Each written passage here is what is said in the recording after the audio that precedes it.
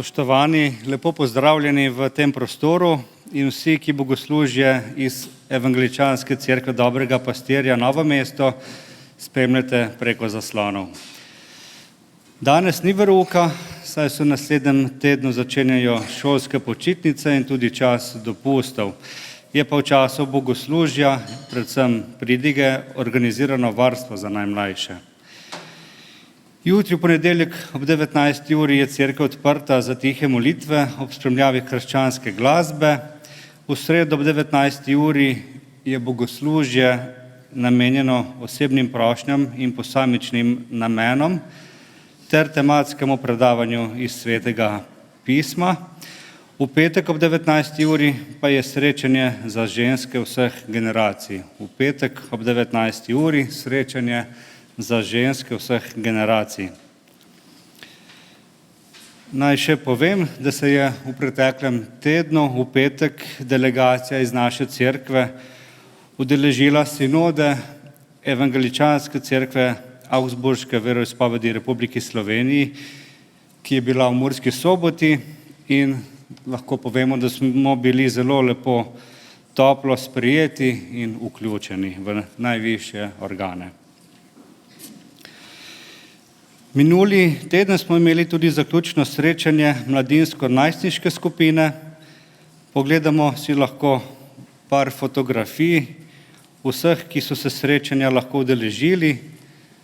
Kot vidite, je srečanje potekalo v naravi in je poleg dobre družbe, dobre pice vključevalo tudi ogled dobrega krščanskega filma Na prostem, kar bomo tudi lahko videli na tej fotografiji. Skratka, bilo je lepo in prijetno, še posebej, če odmislimo komarje. Tako, prosimo pa Boga, da blagoslovi in pomnoži to skupino, kajti na mladih svet stoji. Amen. Pomoč naša prihaja od Gospoda, ki je ustvaril nebo in zemljo. Biblično vodilo za danes in za naslednji teden je iz pisma Galačanom in pravi: Nosite bremena drug drugemu in tako boste izpolnili Kristusovo postavo. Amen. Psalem 42, ki se na današnjo nedeljo bere po evangeličanskih cerkvah, pa predstavlja molitev posameznika. Posameznika k Bogu in pravi: Kakor jelen hrepeni po potokih voda, moja duša. Mojo dušo žeja po Bogu, po živem Bogu. Kdaj bom prišel in se pojavil pred Božjim obličjem? Moje solze so mi postale kruh po dnevi in po noči, ko mi ves dan govorijo: Kje je tvoj Bog? Tega se bom spominjal in izlival svojo dušo. Kako sem šel strumo, da bi prišel do Božje hiše, z glasom vriskanja in hvale, v rvenju praznične množice. Zakaj si potrta moja duša in se vznemirjaš v meni? Upaj v Boga, zakaj še ga bom hvalil, svojega rešitelja. Dobro je priti k Bogu s priznanjem svojih grehov, kajti krščanski Bog je prijatelj grešnikov. Zato lahko skupaj v mislih ponavljamo naslednjo molitev kesanja. Bog, kako neskončno težko je razločevati med dobrim in hudim. Vsak dan nastane nekaj novega, vsak dan pred nas postavlja novo odgovornost, vsak dan prihajamo do spoznanja, da samo besede niso dovolj, ampak da je potrebno veliko več pokazati z dejanji. Če nismo lačni, zanemarjeni, slabotni, potrti, nas Božja volja in krščanska dolžnost navajata k temu, da pokažemo usmiljenje do bližnjih, ki so v takšnih stiskah. Vendar veliko priložnosti, ko bi lahko stopili k bližnjemu, ki je v stiski, in prisluhnili njegovi prošnji, smo spregledali, ker smo mislili nase. Zaradi tvoje usmiljenosti te prosimo, odpusti nam in usmili se nas. Amen. Bog nam danes na molitev kesanja in na to željo po spreobrnenju odgovarja z obljubo: rešil vas bom vseh nezvestop, vseh pregreškov, s katerimi se pregrešite, in vas očistil. Moje ljudstvo boste in jaz bom vaš Bog. Zato naj bo slava Bogu na višavah in na zemlji, mir ljudem, ki so mu po volji. Amen. V nadaljevanju bomo zapeli uvodno pesem, ki pravi: le Bogu vsa slava.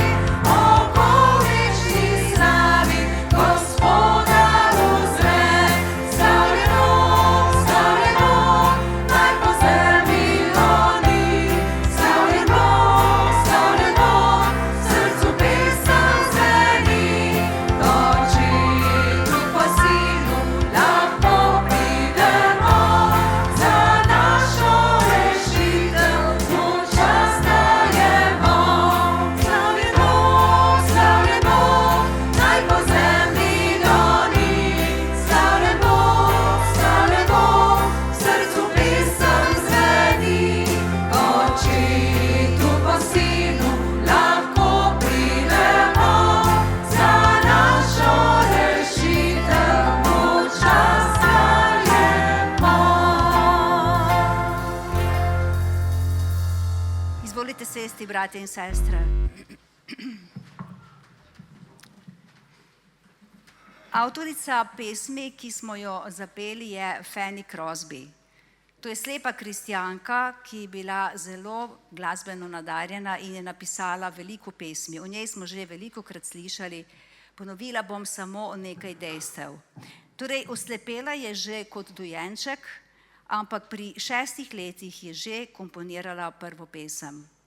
Potem je pri 15 letih postala študentka Inštituta za slepe v New Yorku in pri 22 letih je na inštitutu predavala retoriko in zgodovino.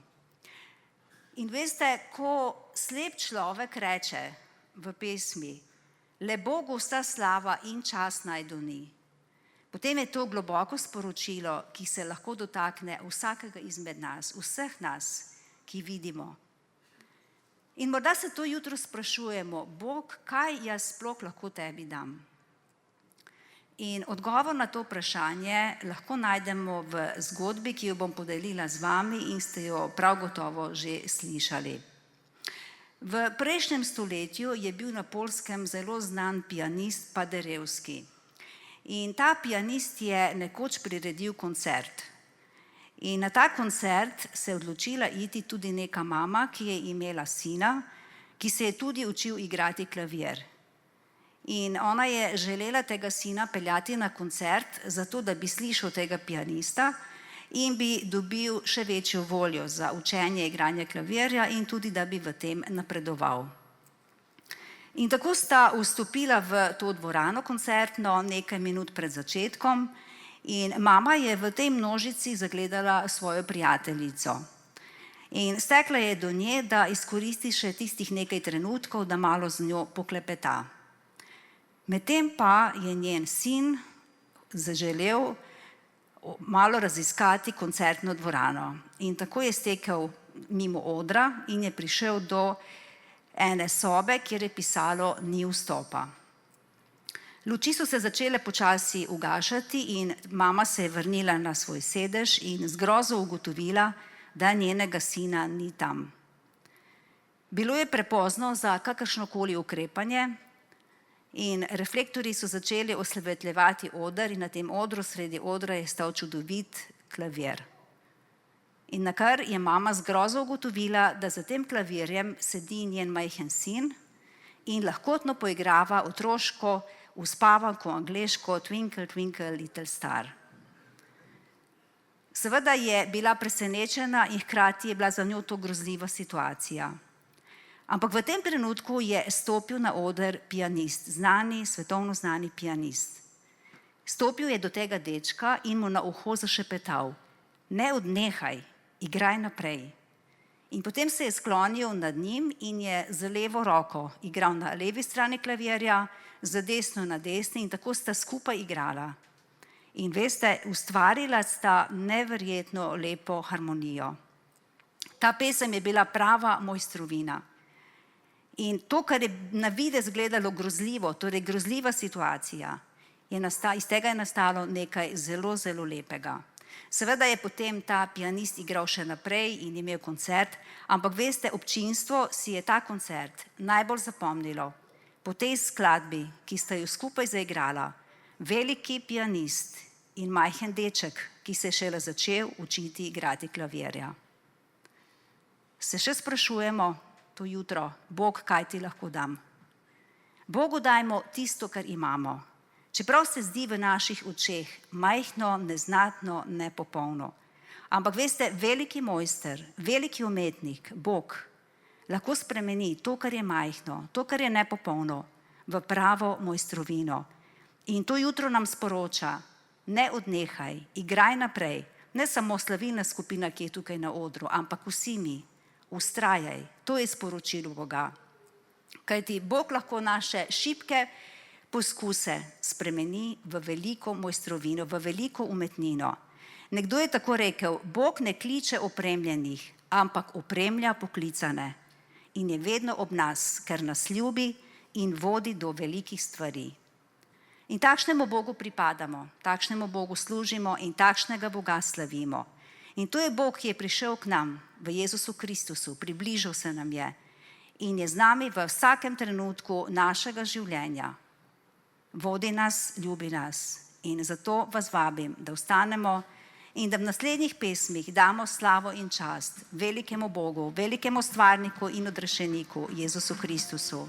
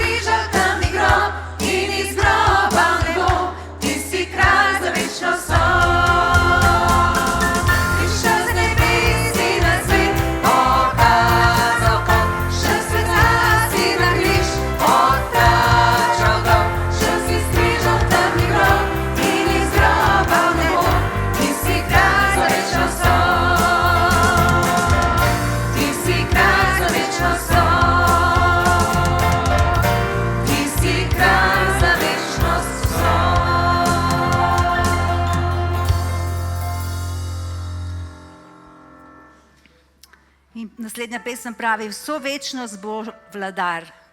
Naš Jezus Kristus je kralj za večnost so in on bo vladar vso večnost.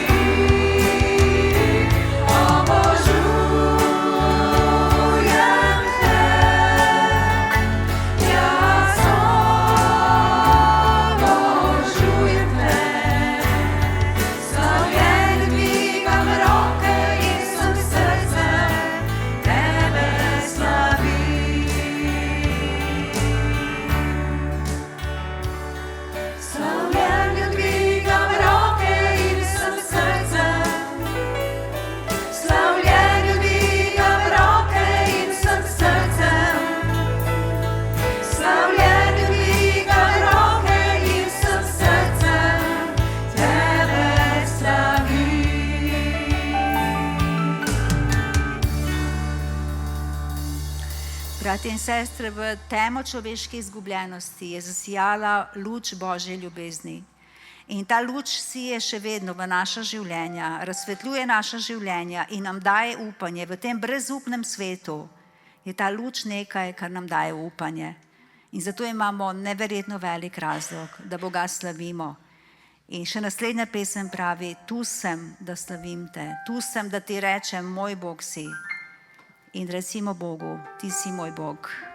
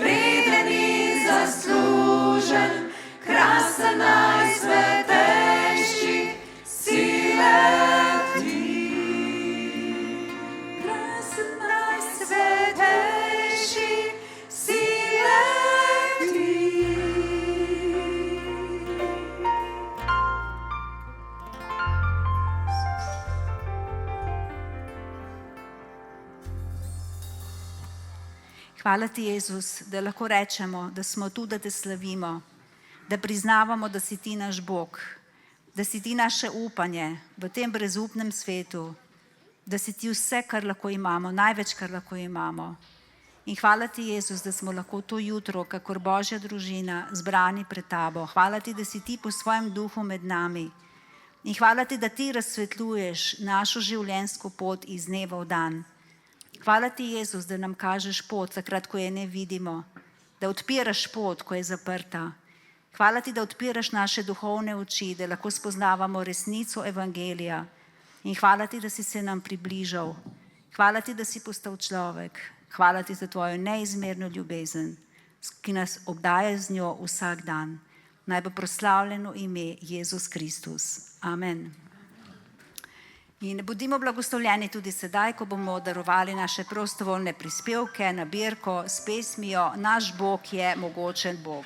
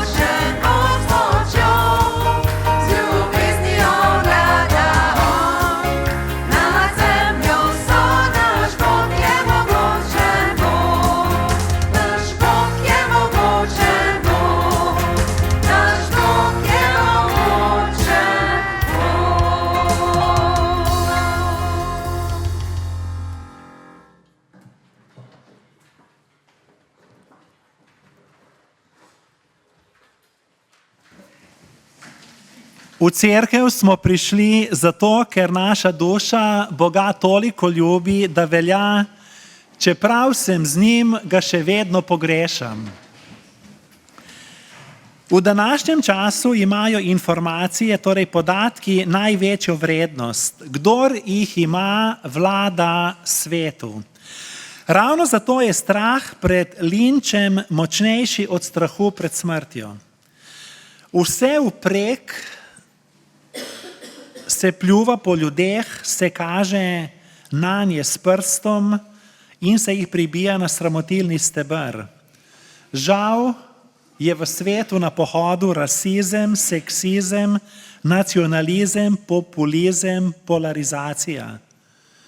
Po drugi strani pa postajamo, kot pravijo, dopaminska družba, omamljena s hormonom kratkotrajnega ugodja in sreče. Zaradi svoje promocije objavljamo fotografije s potovanj, svoje fitness rezultate, no jaz jih nimam, nov avto, novo frizuro. Z vsakim prejetim všečkom in srčkom se občutek blaženosti poveča, naši možgani se razvadijo in tega hočejo več in več, kar pa potrošniška družba spretno izrablja. In v takšnem labirintu pač se težko znajdemo. Kristijani pa imamo odgovor. Rešitev je v Jezusu Kristusu.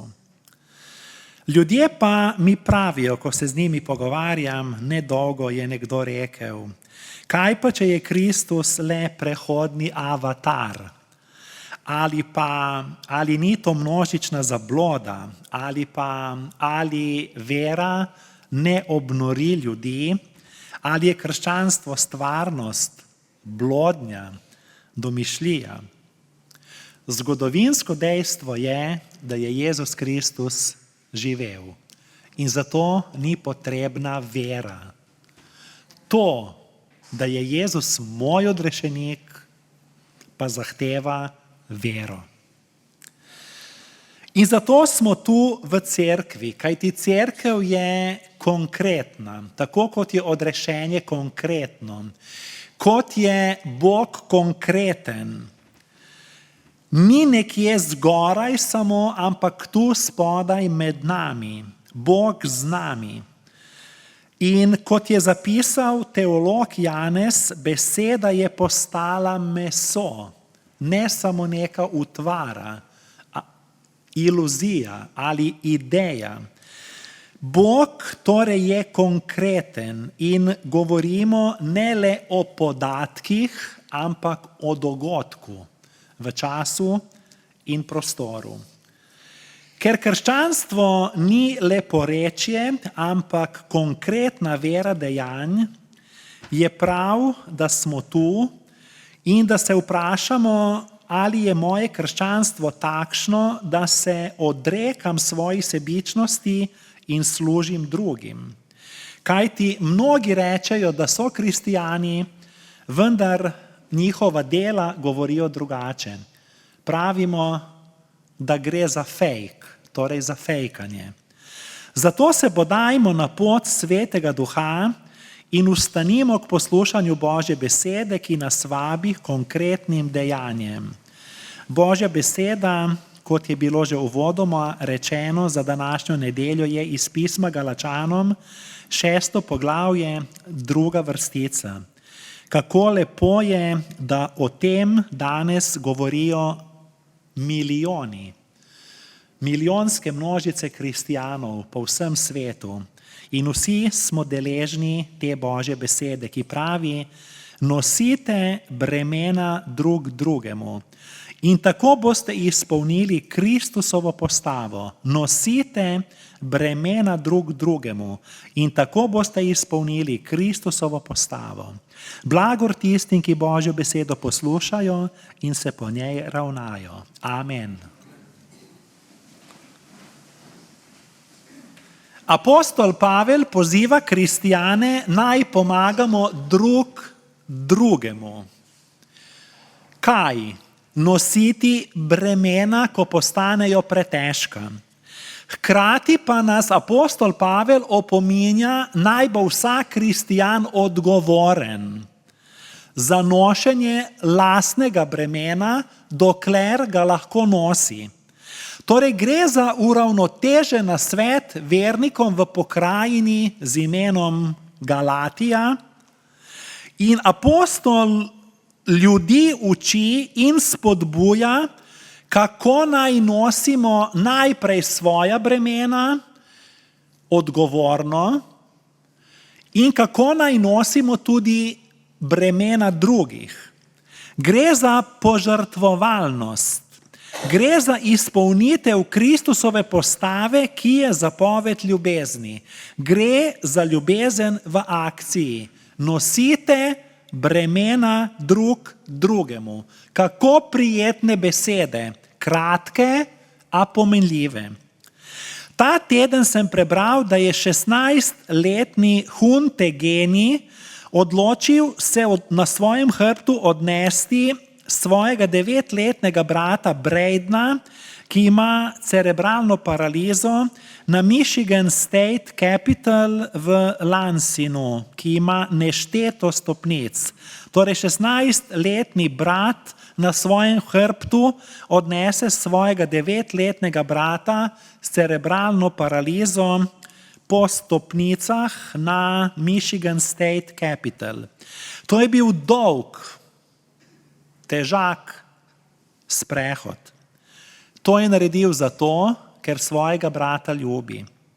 Dobesedno ga je nosil na svojem hrbtu. Prava ljubezen prerašča v edinost, v vzajemnost, v solidarnost, ne pa v izkoriščanje, tekmovalnost ali ločevanje. Bog je tam, kjer je ljubezen.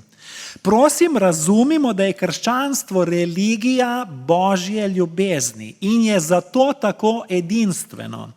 Božja ljubezen do nas je tako globoka, da on nosi bremena celega sveta. Vse to je odnesel na les križa. Ljudi ne vprašujmo le vljudnostno, kako si, tako mimo grede. Te dni sem poskusil malo drugače vprašati ljudi. Običajno hitim v naglici in rečem, živijo, kako si, dobro, in gremo naprej. Vprašajmo jih tudi, ali kaj potrebujejo. Ali jim je težko pri srcu. In potem poiščimo način, da jim pomagamo nositi njihovo breme. Uspevalo bo, verjemite mi. To je lahko molitev za njih, obisk, pogovor, pomoč, spodbuda, objem, poslušanje tuje stiske, preživljanje časa s trpečo osebo. Običajno živimo drug mimo drugega, namesto da bi živeli drug za drugega. Je ena stvar, ki jo lahko vedno naredimo za drugega. Lahko zanj molimo. To je najboljše, tudi če nevidno, kar lahko naredimo. Za druge lahko posredujemo v molitvi, saj ima, pravi Sveto pismo, dejavna, goreča molitev veliko moč. Zgodi se, da rezultatov molitve ne vidimo, vendar smo lahko gotovi, da je molitev uslišana, učinkovita. Ni nujno, da bo kelih trpljenja, iz katerega nekdo pije, odstranjen, kajti morda Bog preizkušnjo dopušča z namenom, da oseba duhovno raste v posvečenju, v posvetitvi, v zaupanju Bogu. Morda Bog preizkušnjo dopušča zato, da naša molitev da drugim dodatno moč, da v tem trenutku zdržijo. Tako lahko z molitvijo prevzemamo bremena drugih. Služenje drugim torej zahteva sočutje, pozornost, ponižnost, pa tudi razsodnost, da nas ne bi kdo izkoriščal. Prva cerkev je napisala pomenljiv nauk. Preden se odločiš dati bližnjemu dar, počakaj toliko časa, da se denar v tvoji roki segreje. S tem hoče povedati, ne bodi prehiter. Pretehtaj situacijo. Torej, in šele potem, ko vidiš, da je nekdo res pomoči potreben, sodeluj. Apostol Pavel je tu uporabil v izvirniku besedo breme. In to pomeni, gre za nekaj, česar nekdo ne more nositi sam. Nekatera bremena so pretežka. Nekaterih bremen tudi jaz ne morem nositi sam. Zato se je treba naučiti bližnjemu preprosto reči, posodi mi svoj hrbet. Posodi mi svoj hrbet, ker tega bremena sam več ne morem nositi. In če bo od zdaj naprej kdo k komu prišel in rekel, brat, sestra, posodi mi svoj hrbet, bomo vedeli, kaj to pomeni. Lahko nadaljuje in reče, moje srce je zlomljeno, nisem dovolj močan, da bi vzdržal v tem. Torej, na nek način, ko sem v teh preteklih tednih se soočal z množicami mladih, tako osnovnošolcev kot srednješolcev v tej cerkvi in imel priliko spoznati tudi njihove stiske in se z njimi ure in ure pogovarjati, pa tudi sam delam z mladimi, se sprašujem, ali ne delamo mladim krivico. Pravimo, da so preprosto nemogoči, ampak ne razumemo njihovih bremen. Niti bremen današnjih otrok. Vprašajmo se raje, ali se oni sploh znajdejo v takšnem svetu, v takšnih družinah. Ali pomislimo na njihova bremena? kako pomagati kot cerkev generaciji Y, torej milenici jim pravimo, in zdajšnji generaciji Z. Zakaj ravno oni najbolj odklanjajo cerkev? Običajno se to lažimo, najdemo izgovor in pač rečemo in to opravičimo z izjavo, da smo nemočni, ker je pač nastopil tak čas. Vendar to ne drži. Bral sem eno teološko študijo in tam je pisalo, da je filozof Sokrat že v 5. stoletju pred Kristusom tedanjo mlajšo generacijo opisal takole. Današnja mladina ljubi razkošje in uživaštvo, vedejo se brez vsakršnega bontona in ne spoštujejo starejših, namesto telovadbe raje posedajo in klepetajo. Danes bi rekli, namesto telovadbe raje sedijo pred računalnikom. Nimajo spoštovanja do svojih staršev in so neodgovorni domišljavi tirani, ne pa služabniki gospodinstev, v kateri živijo.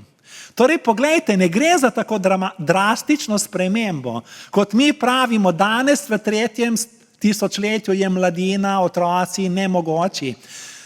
Torej, filozof 500 leti pred Kristusom piše podobno, kajti sprememba je povsem drugačna. Svet je tak, kakršni smo mi. Ni problem v grehu, problem je v naši padli, izgubljeni naravi. Zato apostol Pavel pravi, in to velja danes, v tej utrujeni generaciji, nosite bremena drug drugemu in tako boste izpolnili Kristusovo postavo. Kristusova postava je zakon ljubezni. Vsi razmišljamo o svojem zdravju. Nekateri se spopadajo z boleznijo, s skušnjavami, izzivi, ki jih prinaša staranje, z osamljenostjo, izgorelostjo, zapuščenostjo, z duševnimi stiskami, stresom. Mnogi se soočajo z nasiljem, zlorabami, pa o tem nimajo moči spregovoriti. Mnogi se soočajo z uničenimi odnosi, razočarani, ali pa so pred njimi težke odločitve. Želim, da vemo, da cerkev dobrega pastirja v Novem mestu moli za vsakogar, ki to željo po molitvi izrazi. Obišče vsakogar, ki to željo po obisku izrazi. Se pogovori z vsakim, ki si to želi, ki pomoč potrebuje. Kajti sem prihajamo zato, da bi molili, odhajamo zato, da bi služili. Na nek način kristijani svet spreminjamo. In to je največja revolucija, tiha revolucija, brez populizma, brez orožja, brez politike, brez nasilja. Jezus je jasen, ko je rekel, pridite k meni vsi, ki ste utrujeni in obteženi in jaz vam bom dal počitek. Glede na to lahko razumemo, zakaj je Jezus pogosto farizejem očital in rekel, gorje vam, učitelji postave, ker nalagate ljudem neznosna bremena. Neznosna bremena. Sami pa se bremen niti z enim prstom ne dotaknete. Torej, po eni strani se nalagajo neznosna bremena, po drugi strani pa pozabljamo to, kar moramo kristijani storiti. Nosite bremena drug drugemu. Največkrat ne moremo spremeniti okoliščin, nimamo na nje vpliva, lahko pa nosimo bremena drug drugemu. Martin Luther je zapisal, da nam Bog ni ukazal, naj se zemlje dvignemo v nebesa in bulimo, dobesedno zijamo, kot je napisal, da bi videli, kaj Bog počne v nebesih obkrožen s svojimi angeli. Ampak pravi, da ga lahko srečamo tukaj, Boga srečamo tukaj, na zemlji, konkretno, med ljudmi.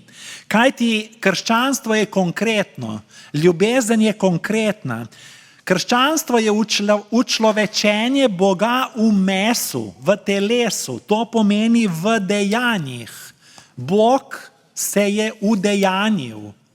Kristus ni umrl v nebesih, ampak konkretno na zemlji, v času, v prostoru. Ni umrl dozdevno, navidezno, kot so takrat učili doketisti. Ljubezen, ki ni konkretna, ni ljubezen, je fantaziranje. Ljubezen, ki ni konkretna, je posvetna, pač človeška, zgolj, filozofska, abstraktna. Krščanstvo je edinstveno zaradi učlovečenja Boga. Krščanstvo ni breztelesno, ni, kot bi rekli, nek eterični hlap. Trpeči, ubogi, ranjeni, bolni, zavrženi, osamljeni, zlorabljeni, preganjani, zaznamovani, stigmatizirani so Kristusovo telo, Kristusovo meso. Brez konkretne ljubezni ni krščanstva. Bog je konkretna oseba. Ni neka nematerialna esenca, neka neznana, mistična, ezoterična, ne vem, bom rekel, meglica. Ni, da uporabim besedo enega teologa, božanski sprej, neko razpršilo, ki lepo diši. Bog je ljubezen. In kdor ljubi, je konkreten v dejanjih. Ni tok, ni zatežen, ampak je odprt za sočloveka, je odprt za spremembe, za novosti, za napredek, ker ljubezen je vedno kreativna, ustvarjalna. Bog se nam podarja in nosi naša bremena. Tako popolnoma nas ljubi, da se je v Jezusu Kristusu, svojem ljubljenem sinu, ves izročil za nas. Tudi če ga zavrnem in se sam obsodim na pogubo, me ne bo nehal ljubiti. Ker v trenutku, ko bi Bog nehal ljubiti, bi prenehal obstajati. Za odrešenje samo kesanje ne zadostuje, kajti človek potrebuje več kot to. Kesanje je dobro, vendar ne zadostuje. Ker težava ni v grehu, ampak v človekovi padli, pokvarjeni naravi. Zato grešimo. To je vzrok. Zato je Bog poslal novega Adama, Jezusa Kristusa, po Božji podobi. In ta je umrl namesto nas na križu odrešenja, zato da imamo mi novo naravo, Božjo naravo, ki pa je, z eno besedo, ljubezen. Karl Barth, veliki švicarski protestantski teolog, je zapisal: mi nimamo Kristusa, Kristus ima nas. Mi nimamo odrešenja, odrešenje ima nas. Mi nimamo cerkve, cerkev ima nas. Mi nimamo nebes, nebesa imajo nas. Zakaj? Vse pa zaradi križa, zaradi Božje ljubezni. Pomislimo na podobe, ki jih dvigujemo kot znak zmage, uspeha in dosežkov. Posebno v teh časih, ko ves svet spremlja različne tekme in dosežke. Pomislimo na navijače, ki to spremljajo. Pomislimo na filmske igralce, športnike, znanstvenike, Nobelove nagrajence, ki v visoko dvignjeni roki držijo trofeje, viktorje, oskarje, diplome, priznanja. Zdaj pa pomislimo na podobo, ki jo dvigujemo kristijani. Kaj je naša trofeja? Okrvavljeno, ranjeno, zlomljeno Božje telo na križu. Jezus Kristus je rekel: ko bom povzdignjen na križ, vas bom pritegnil, bom mnoge pritegnil k sebi. Prerok Izaija je Mesijo predstavil kot ranjeno jagnje, ki nosi naše bolezni, ki nosi naša bremena, si jih je naložil. Mi sposodimo Božji hrbet, da tako rečem, da preložimo svoja bremena nanj. Zato se naučimo tudi bližnjemu reči: posodi mi svoj hrbet, potrebujem te, potrebujem tvojo pomoč. Glede na to, krščansko življenje ni osvajanje všečkov, trofej, nagrad, ni pridobivanje položaja, dosežkov, priznanj, uspehov, ampak stiska, zavrnitev, krivica, požrtvovalnost, ljubezen, vera, upanje, sredi obupa, torej z eno besedo služenje. Krščanski učenci ne častimo le dvignjenih trofej zmage, ampak častimo zlomljeno, okrvavljeno Božje telo na križu. In to nas stalno opominja. Ljudje odrešeni ste, smo po Božji milosti. Ne pričakujmo pohval, hvaležnosti in dobrikanja, z nikomer ne tekmujmo razen v ljubezni do Boga in svojega bližnjega. Sin človekov je bil povzdignjen na križ, da ima vsak, ki vanj veruje, večno življenje. To je božanska trofeja, ki premaguje smrt, pekel, sovraštvo, zlo. In to častimo kristijani. To je tako škandalozno, da je šokantno. In to je največja revolucija na svetu. Prevečkrat želimo preskočiti Jezusov križ velikega petka in hočemo biti oviti v Jezusova bela, bleščeča oblačila v trenutku njegovega vnebohoda. Nismo še tam. Tu smo zdaj. Realno. Služimo ljudem. Nosimo njihova bremena. Pogosto želimo izkoristiti prednosti vere, nismo pa pripravljeni trpeti, moliti, zaupati in nositi bremena drug drugemu. Krščansko življenje ni lov na trofeje. Sicer bi si izbrali kako drugačno druščino, duhovniki pa drugačen poklic. To je naloga. To je naloga. Vzeti svoj križ in hoditi za križanim. In dobra novica je, da v senci tega Kristusovega križa nam ni treba trepetati, da nismo dovolj vredni, dovolj zaslužni. Kajti pomiloščeni smo po Božji milosti in On nam podarja odrešitev, ozdravitev, osvoboditev, daje moč, kot pravi apostol Pavel, da živimo častno, pošteno, ponižno in sveto. Apostol Pavel je nauk o nošnji bremen drugih zaključil stavkom. Ne naveličajmo se delati dobro. Ljubiti ljudi pomeni, da jih sprejemam takšne, kakršni so. In razumem, da so njihove slabosti in grehi takšni, kakršne so tudi moje slabosti in moji grehi. Nositi bremena drug drugemu so spodbudne besede, kajti tedanja poganska družba, ko je apostol Pavel to pisal, je bila zelo podobna današnji družbi. Zelo egoistična, sebična in vase zazrta, samovšečna, samozadostna. Današnja družba zgublja kompas, današnja družba zgublja vrednote. Potrebujemo krščanske vrednote, da bi živeli drug za drugega, s čim več sočutja, razumevanja, spoštovanja in požrtvovalnosti. Všeč mi je zgodba o deklici, toliko všeč, da se je dotaknila mojega srca. Tako slikovita je, jo bom delil z vami. Deklica je zamujala iz šole. Njeno mamo je skrbelo, kje je, tudi mene bi.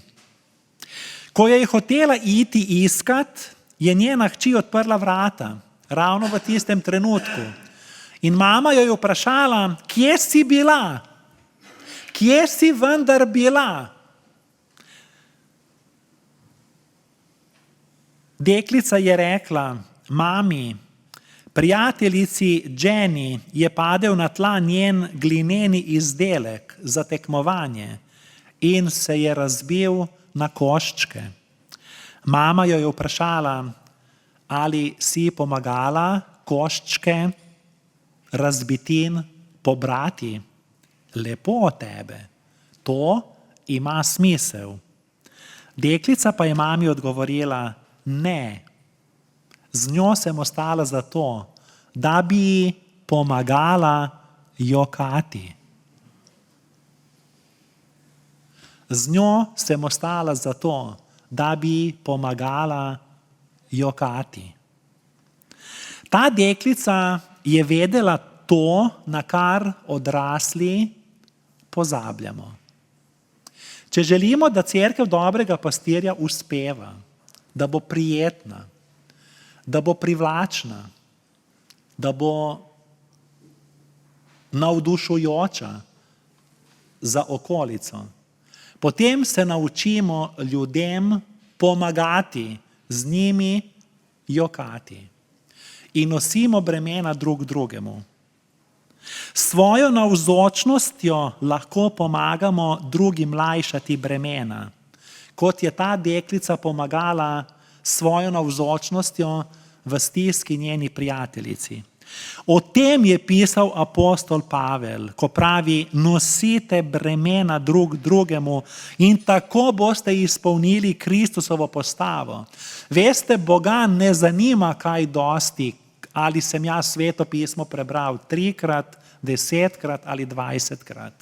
Boga kaj dosti ne zanimajo te naše predstave, ki jih imamo mi, religiozne ali pa dvolično, farizejske. Ampak ali nosim bremena drugih? Kajti Kristus je učil takole: novo zapoved vam dam, da se ljubite med seboj. Kakor sem vas jaz ljubil, tako se tudi vi ljubite med seboj.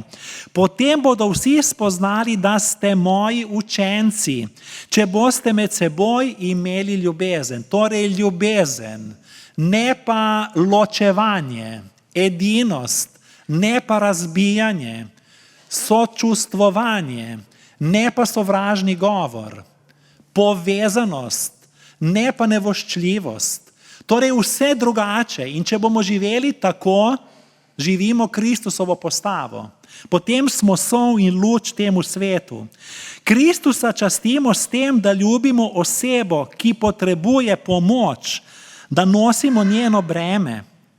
Običajno pa živimo v družbi, tudi vsi, tudi jaz, ker je pač ta družba postala tako neosebna, da rečemo kaj? Nočem biti nikomur v breme. Ampak to ni prav. Stari ljudje so živeli drugače. Stare družbe so živele drugače. Poglejte, te plemenske družbe, da tako rečem, mi pravimo, da so necivilizirani, vendar so zelo srčni. Mi rečemo, nočem biti nikomur v breme. Na vseh področjih življenja. Težko nam je prositi nekoga za pomoč. Ne vem, že za prevoz, da me pripelje, odpelje nekam, če sam trenutno ne morem ali nimam te možnosti. Nočem biti nikomur v breme. V bistvu, veste, zakaj gre? Gre za napuh. Na nek način. Tako pravijo tisti, ki to preučujejo. Gre za ne samo to, da mi nočemo biti nikomur v breme, ampak na nek način nočemo priznati, da smo odvisni od nekoga. Zato pravim, da gre na nek način za napuh, za našo ošabnost. Nočemo se, da spet tako rečem, ponižati, ampak to ni tisto sramotno ponižanje. To je to, nositi bremena drug drugemu. Pomislimo na vse, kar so za nas naredili naši starši. Te dni sem o tem razmišljal.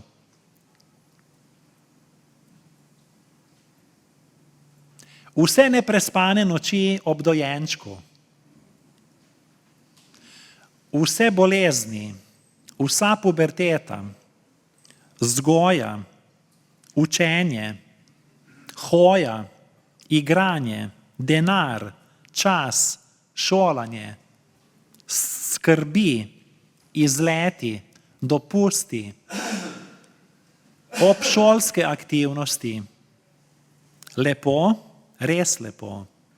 In potem, če bi prišel k mami in očetu in bi jima rekel: v kakšno breme sem vama bil. Sodim po svojih starših, zagotovo bi se začudili in rekli: breme, Kakšno breme? Saj nama nisi bil v breme. No, tudi če si kdaj bil v breme, ampak to ni bilo breme, ker si naš, ker si naša družina, ker te imamo radi, ker te ljubimo. Torej, zagotovo bi svoje starše ali pa prijatelje ali pa sorodnike prizadeli svojega zakonca, če bi tako nastopili. Zdaj pa pomislimo na svojo duhovno družino v evangeličanski cerkvi Dobrega pastirja Novo mesto. Torej v tej čudoviti cerkvi Dobrega pastirja, kjer smo bratje in sestre in kjer so dobrodošli vsi. Namreč imenujemo se bratje in sestre v Kristusu, zato nam bremena drugih, ki jih nosimo, ne smejo biti v breme. Zato je cerkev tako pomembna. Zato je prav, da imamo cerkev, da pridemo skupaj, da rečemo, brat, sestra, posodi mi svoj hrbet. Zakaj pravzaprav Pavel sploh o tem razmišlja? Prva vrstica pravi, bratje, če zasačite koga pri kakšnem prestopku, ga vi, ki ste duhovni, opomnite v duhu krotkosti. Pri tem pazi nase, da ne boš tudi sam padel v skušnjavo. Torej, izhajal je iz bremena greha. Kako težko je živeti z občutkom krivde. Ko ti nekdo nabija, kot rečemo, krivdo zato, da lahko s tem manipulira. In Pavel, kot zelo izobražen človek tedanjega časa, je razumel stisko tedanjih ljudi, ki pa ni drugačna od današnjih stisk. Namreč celo breme greha, ki ga seveda nosi Kristus, ne pa mi, on je odrešenik, ampak celo breme greha se moramo naučiti nositi. Greha bližnjega, v kakšnem smislu to Pavel zaključuje. Tako da soverniku pomaga prevzeti breme njegovega greha, da se padli vernik lahko znova postavi na noge. Ne pa, da ga takrat obsodim, izključim, ločim, odženem proč od sebe, ker imam v sebi samo poveličevanje, samo pravičnost in tako naprej. To me spomni na Jezusovo priliko, ko je rekel, dva sta šla molit v tempelj. Tisti, ki je bil spredaj, je rekel, hvalim te Bog, da nisem kakor drugi ljudje, grabežljivci, krivičniki, prešušniki ali tudi kakor ta cesninar. Cesninar pa je stal daleč proč in še oči ni hotel vzdigniti proti nebu, ampak se je tolkel v znake sanja po prstih in govoril, Bog, bodi milosljiv meni grešniku. To je najlepša molitev. Draga Božja cerkev, končujem, nismo bogovi. Celo poganski bogovi ali pa v mitologiji drug drugemu pomagajo. Celo bogovi v mitologijah včasih drug drugemu pomagajo. Torej nismo bogovi, potrebujemo drug drugega. Moramo se naučiti nositi bremena drug drugemu, kajti to je Kristusova postava, postava ljubezni. Vabim k molitvi. Gospod, prosim te, naj bo moje srce sočutno in dovzetno za stiske bližnjih, da bo moja vera dejavna v ljubezni. Pomagaj mi doumeti, da je prava ljubezen akcija. Naj ne bo nihče osamljeni otok. Hvala ti za občestvo cerkve, dobrega pastirja. Tu smo vsi dobrodošli. Tu lahko nosimo bremena drug drugemu in si pomagamo. Hvala ti za takšno prijateljstvo. Hvala ti za takšno zaupanje, za takšno ljubezen in vzajemnost v tej cerkvi. Opogumi nas, da bomo drugim posodili svoj hrbet, kot je tvoj križ nosil Simon iz Cirene. Oče, združi nas v takšni ljubezni, da bo svet spoznal, da smo tvoji učenci. Amen. Pesem pravi: Oče, združi nas, da bi svet spoznal, da smo tvoji učenci. To je naša skupna zaključna molitev. Oče, združi nas. Združi nas v tem, da bomo nosili bremena drug drugemu.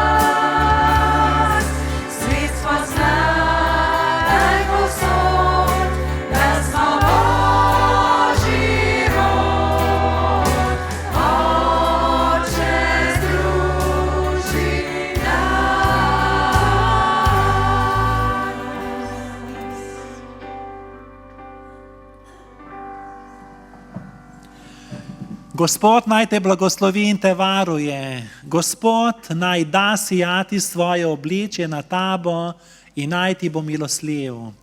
Gospod naj dvigne svoje obličje nate in ti podeli mir. Amen.